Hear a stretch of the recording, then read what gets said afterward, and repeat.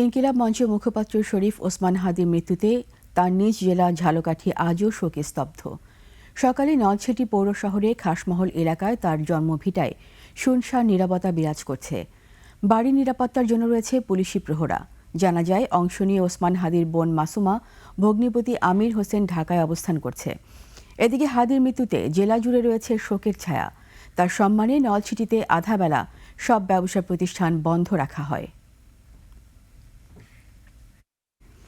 ওসমান হাদির ওপর হামলাকারী খুনিদের গ্রেপ্তার ও বিচার দাবিতে বিক্ষোভ মিছিল ও সমাবেশ হয়েছে। সকালে ময়মনসিংহ মেডিকেল কলেজের শিক্ষার্থীরা এই বিক্ষোভ মিছিল ও সমাবেশ করে। মিছিলে কলেজের সব বর্ষের শিক্ষার্থীরা অংশ নেয়।